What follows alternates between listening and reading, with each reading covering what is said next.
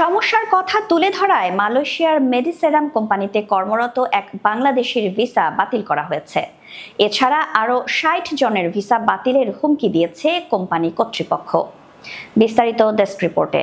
বৃহস্পতিবার মালয়েশিয়ার Negeri সেম্বিলানের মেডিসেরাম SDN বিএইচটির ব্যবস্থাপনা পরিচালক বাংলাদেশি কর্মী নাহিদ ইব্রাহিমকে ফোন করে জানান তার ওয়ার্ক পারমিট বাতিল করা হবে এবং তাকে বরখাস্ত করা হবে। এরপরই নাহিদকে চাকরি থেকে বরখাস্ত করে তার ওয়ার্ক পারমিট বাতিল করা হয়। বাংলাদেশি শ্রমিকরা প্রবাসী কল্যাণ ও বৈদেশিক কর্মসংস্থান উপদেষ্টা অধ্যাপক আসিফ নজরুলের কাছে খারাপ কাজের পরিবেশ নিয়ে কথা বলার একদিন পর কোম্পানি কর্তৃপক্ষ এই সিদ্ধান্ত নিয়েছে বলে নাম প্রকাশে অনিচ্ছুক বেশ কয়েকজন শ্রমিক জানিয়েছেন।